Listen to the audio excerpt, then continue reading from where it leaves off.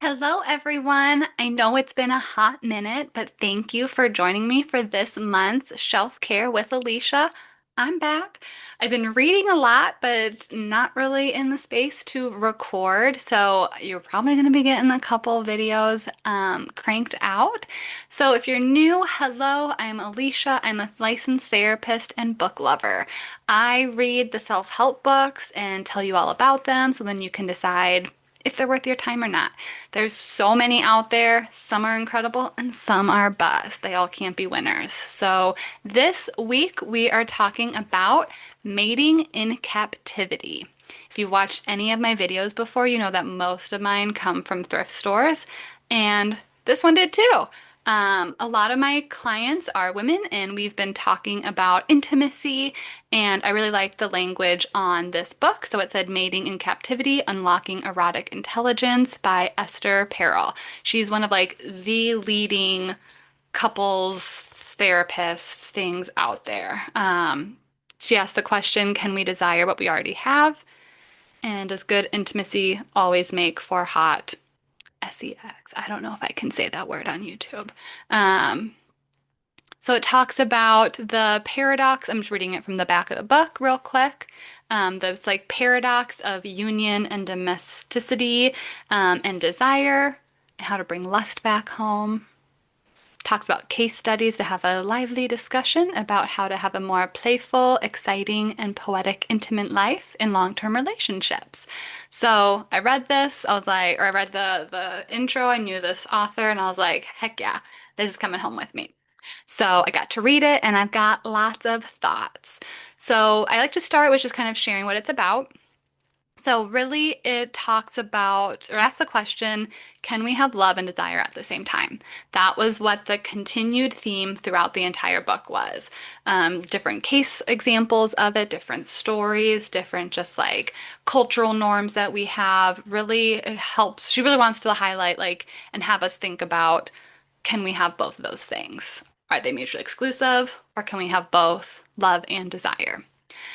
She explores a lot about how intimacy in a committed relationship almost becomes more like a demand, duty, obligation, or a function to create a family versus in like an early relationship or maybe a less committed relationship. It's more about having fun, being playful, connecting, passion, exploring, things like that, and how that kind of changes over time.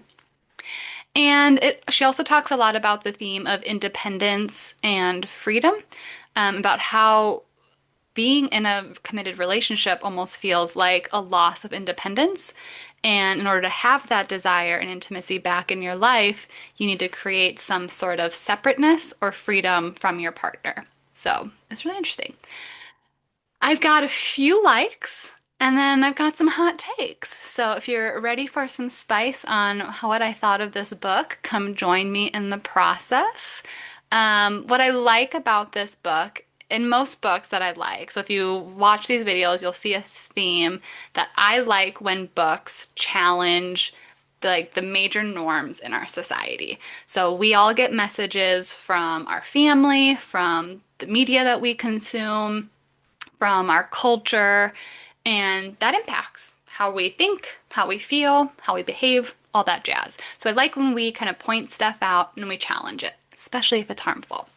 So I like that she challenges some myths. I love tackling myths. That's something that I do in my therapy world, in these videos, all about that. So there's some myths about how intimacy is supposed to be easy and spontaneous. Like or that it's bad if the flame dwindles sometimes. And she calls that out. She talked about that it takes time, it takes effort. It's not always going to be this easygoing thing. And it takes effort and work to keep things exciting, to keep showing love to your partner, to keep showing appreciation. And that it's normal, actually, that things can ebb and flow. And that if things are kind of like going stale or not feeling as close, it doesn't mean that you're doomed. And I think that a lot of our society is like, oh, you just like it's bound to happen. Like, and that also takes away our hope to kind of try to make things better. So I like that she kind of calls out that pattern, really dives into that. She also talks about pleasure and how we kind of view intimacy in a really narrow lens. We often think about the act being really just like that specific type of action, if you know what I'm saying. Because again, I don't know what I can say on YouTube. But it's very narrow view in what we think sex is and what that means. We're very like orgasm goal and focused, whereas she explores pleasure includes so much more than that. And desire requires a lot of that other stuff. So that includes things like foreplay, that includes things like flirting, that includes things like communicating, an emotional connection type thing. And so it's not just the time that it takes while you guys are doing that act together. It's really about the whole process of the relationship. And I'm all about that, especially for women, because she calls out and does a great job talking about the messages that women specifically get around sexuality. We get a lot of messages about how we need to somehow always be ready for our partner, and it's our fault if we are not in the mood, then we're just an excuse to it's an excuse that they can go cheat. But also, we can't be too ready because otherwise we are whores and sex obsessed. And so, like, how, like, we get all these messages from when we're teenagers, right? People sexualize teens. And it's, oh, well, you have to wait till marriage. It's bad. You're going to get pregnant. You're going to die. You're going to do all these awful things. It's so dangerous. It's so impure. You need to save yourself. You need to be a virgin. And then, like, we don't actually talk about, well, when you finally do get married or when you do finally find that person that you want to share that with, how do we talk about that safely when there's so much guilt and shame from the messages we got? Like, we're just expected to, like, flip a switch where, like, one day it's bad and now it's good. Because we don't share those nuances. We don't really talk about, we can't even talk about in school, right? So how do we go from, hey, like, this is a serious thing, but when done appropriately and safely and consensually, this is what we can do about it. We don't get those messages here. So I like that she again calls that out and is like, well, no wonder things are awkward to talk about. We aren't really taught how to talk about intimacy in that way. And yeah, anytime that people really point out that, especially around sex, women or cultural messages have tried to control and shame women's desire. And so there's a double standard that we get put in of like, well, we shouldn't want those things, but then also we have to also keep things constantly exciting for our partners. Otherwise, they're just going to go cheat on us. Like, get with it. So I like that she calls that out because if not, I would have called it out. And lastly, like I said, it was a quick one of things that I liked about this book.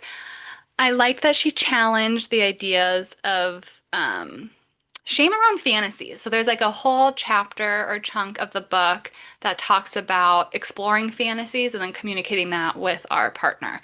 And there's a like having fantasies are normal. And also it's a range. Like she talked about how one of the people she was working with, their fantasy was using toys and talking a little dirty. And then other people's fantasies include full setups, full role playing, different equipment, maybe different people. Like it can be a whole range of things. And so, but there's no right or wrong about any of that. And so I like that she's like, it's normal to have these fantasies. It actually shows the amazing use that our brain has to be imaginative. It allows us to express certain things in certain ways and taking that shame away from it. So overall, I like that she brought certain things up and she challenged a lot of ideas. So if you are one that has some shame around like, oh, like I don't think I'm like a person with desire. I think I'm a low desire person, or I don't really I feel awkward talking about that stuff, then maybe this book would be worth reading because you could see hope and hopefully maybe unpack some of that guilt and shame. So it's some food for thought. Now, you know your girl likes to talk about what I don't like. And there's a lot. Sorry, Esther.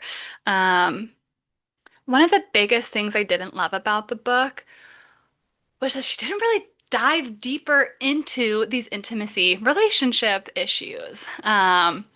It stayed very surface level, which I was shocked by because, like I said, this is one of like the leading, like she's literally known as like one of the most insightful original voices on modern relationships. Like she has written like millions of books and like done all these talks and she's just like this icon in this field.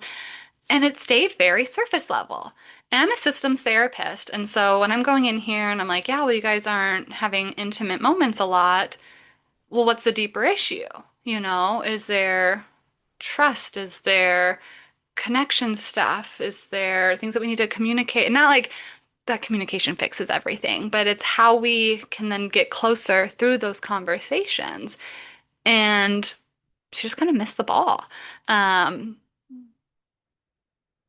so like there was a part where how like eroticism requires attention and but it missed out on like how men really only focus on the physical act.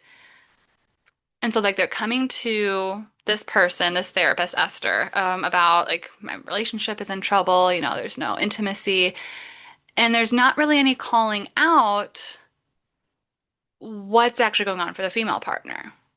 Like, are we calling out that, hey, maybe you're focused on that act and not about making your partner feel desirable, that you're not being a true partner to your partner. Maybe they are exhausted taking care of the kids all day and you've been playing video games. Like, that's kind of a deeper issue than, well, we're just not being intimate all the time. So I wish there's been like a little bit more push in like the actual patterns of some of these relationships and maybe some of those deeper connections there. All right, and I'm going to talk more about that. I've got lots of thoughts. The other thought that I had that I didn't really like get, I was very confused by, um, what I'm just going to remind you what the title is. So it's called Mating in Captivity, main title, Unlocking Erotic Intelligence, subtitle. The words erotic intelligence were not used until the last chapter. And it wasn't even like, hey, use all these things to increase your erotic intelligence or have these questions with your partner or by exploring these things. It just like randomly used it and then moved on. So I'm like, what a weird. I know it's like me being nitpicky, but language really matters to me. And so, like, to me, the words unlocking erotic intelligence, if I were to see this at the bookstore, which I did at the thrift store, I was like, oh, I could read this and learn something to better help me unlock this erotic intelligence. Maybe it's helping me think about something in a different way, or having me ask questions to a partner, or do some sort of activity to experience something differently. That is going to be some sort of erotic intelligence. I didn't get that. There's no definition of it. There was no like how-tos. There was no here's something that's going to change.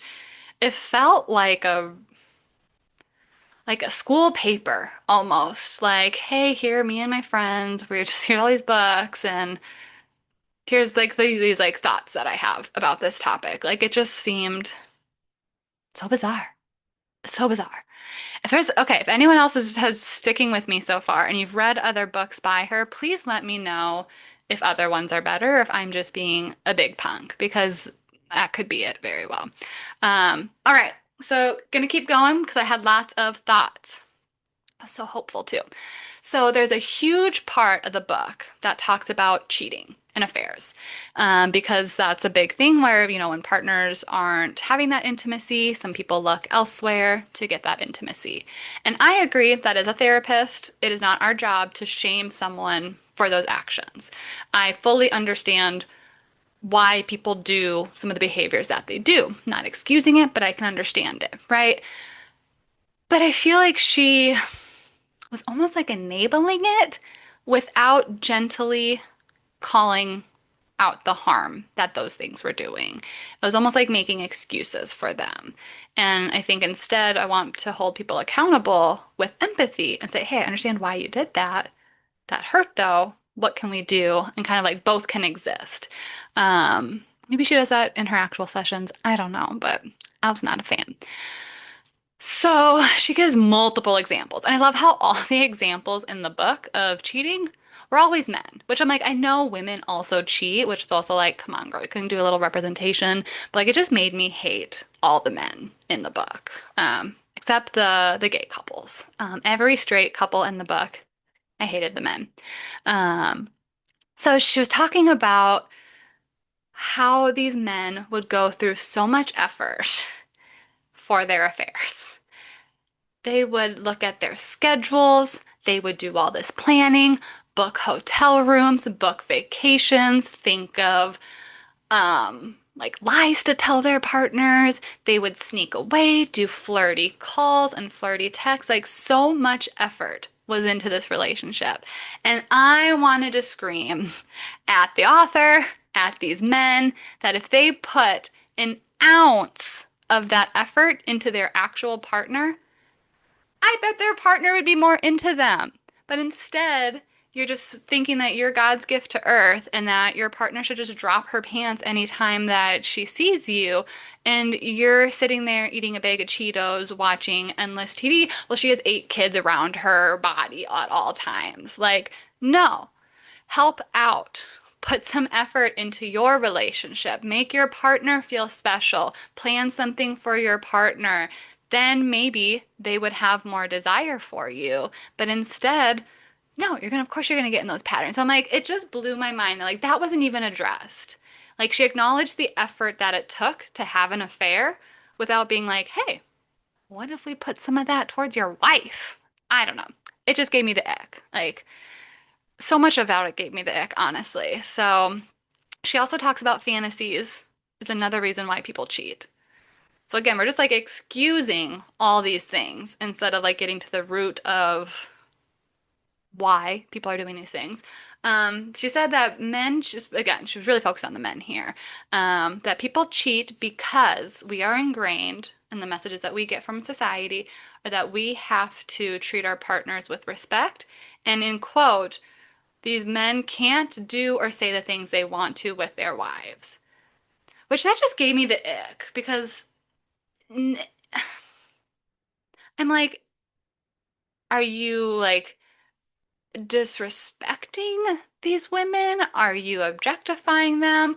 Like, there's a lot of BDSM and kink and all sorts of stuff that, hey, I read a lot of spicy books. I do not yuck people's yum if it is consensual.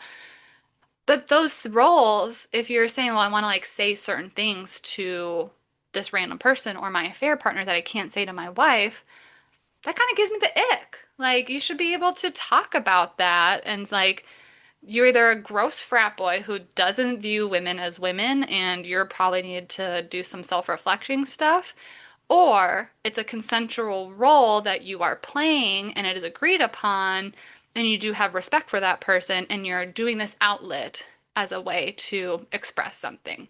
Nothing wrong with that. So, really, I just wanted her to be able to like call that out and be like, hey, where did you get this idea that you can't dirty talk to your wife? And is there something deeper where it's like, well, do you respect your wife and you don't respect these other people? Because that's kind of gross. Or if you have this fantasy within you that you want to explore, can you say that in a safe way to your partner? And how can we create that safety? Because that is an okay fantasy to have. So I wish that was explored a little bit more instead of just like, I don't know. It gave me the ick. Men have been giving me the ick lately anyway. This is the week that the Grape Academy came out online. The CNN article broke, so just men are giving me the ick lately. So that may impact some of my thoughts about this book. Sorry, men. Not sorry. Okay, back to things I didn't love.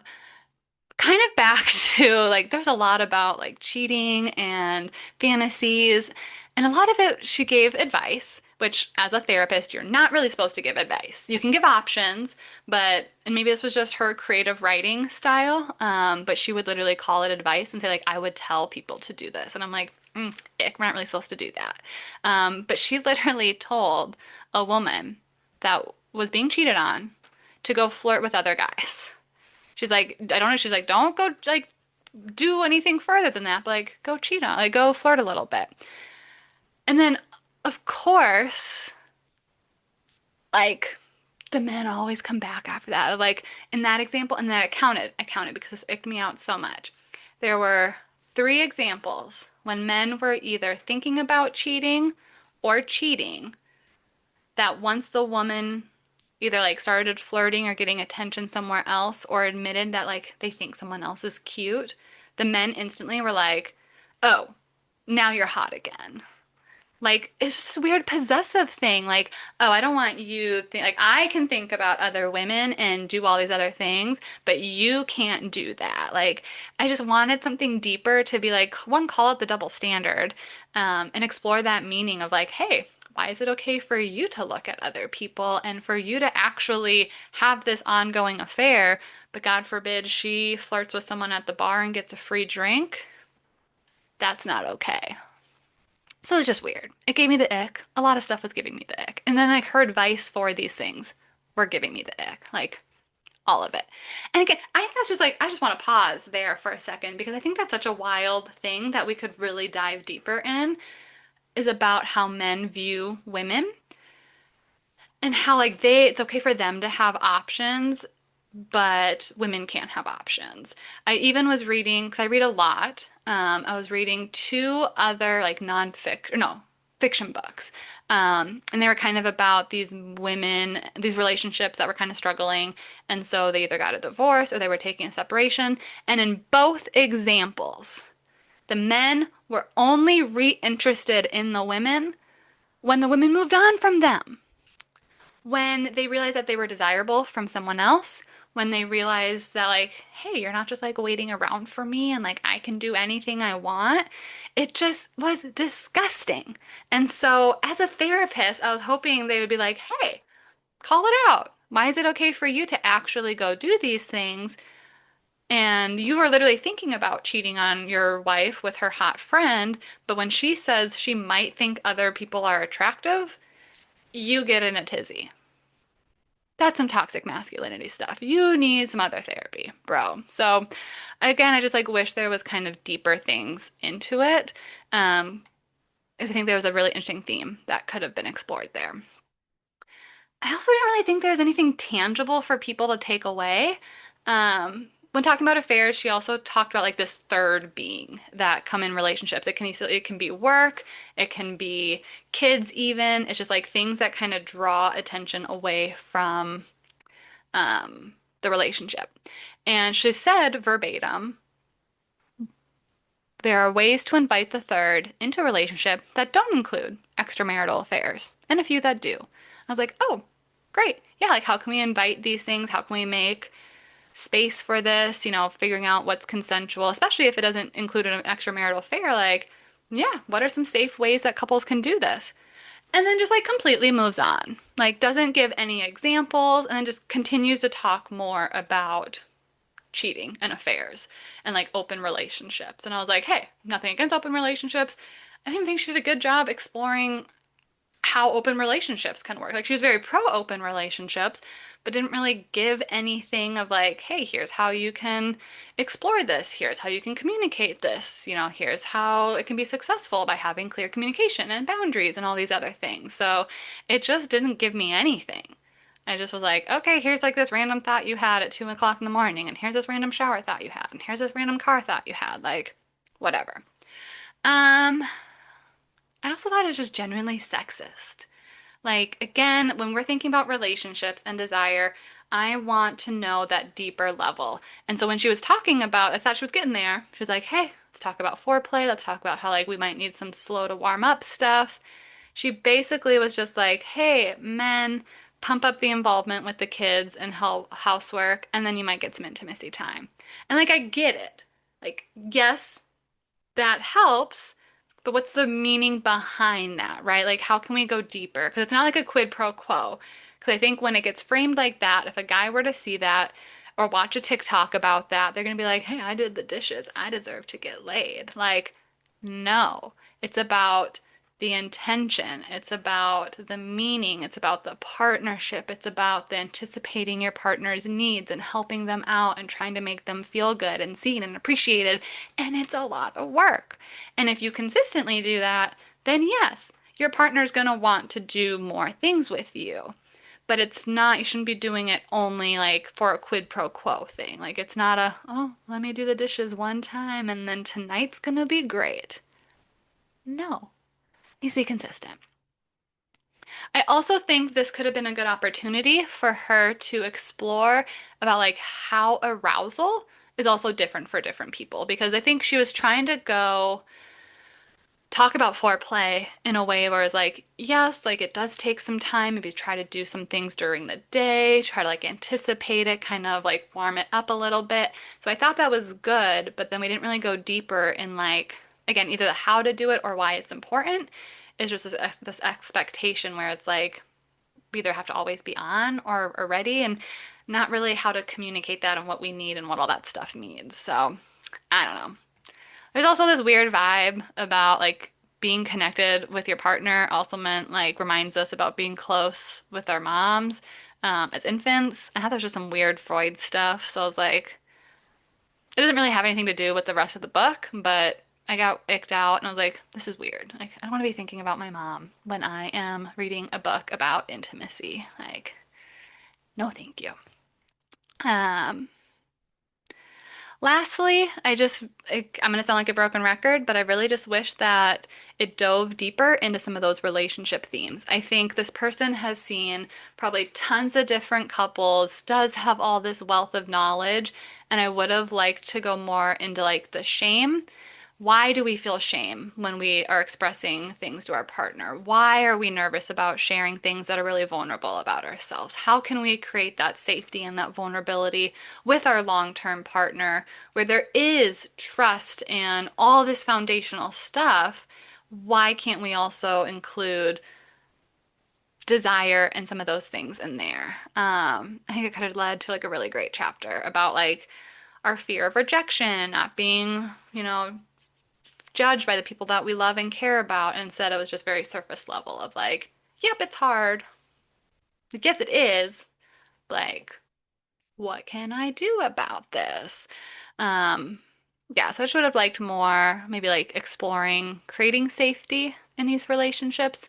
Because I believe that you can have love and desire. I think when you truly love somebody, and it's in a good relationship, like a healthy relationship, you're going to be able to feel safe to share some of these things, to let your walls down, to share maybe some of the fantasies you have or things that you don't tell other people that's very intimate for you guys. And even if you don't act on those things, just accepting them of like, hey, that's not my cup of tea, but like I can totally see why you would like that and you're not any like less of a person for thinking that.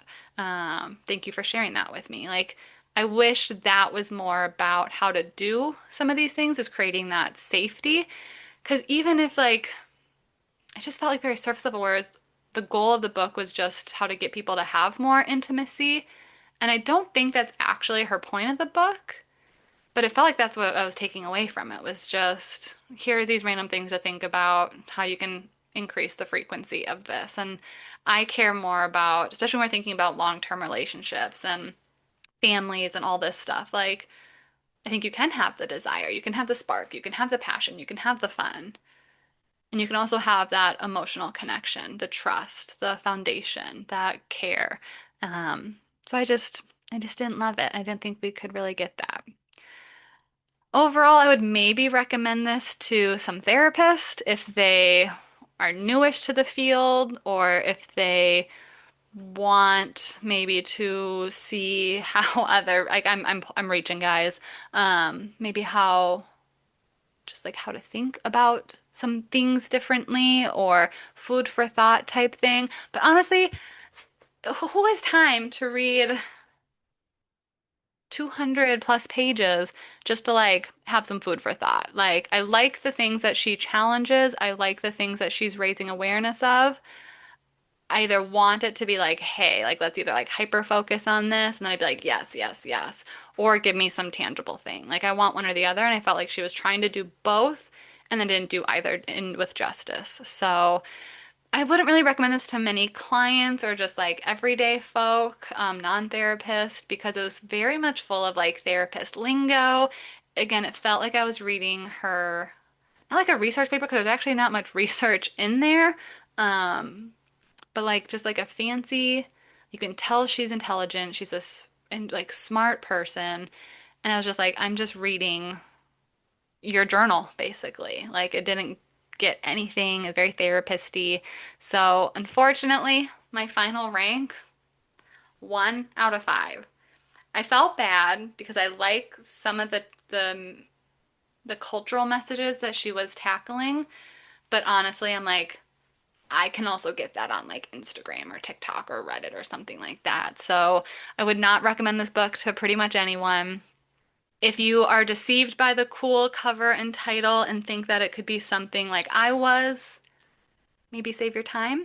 Or maybe you don't need the how to and you just want to kind of hear some of these stories and not feel alone, then maybe it is for you. So I'm not gonna yuck your yum. Do whatever you need to do.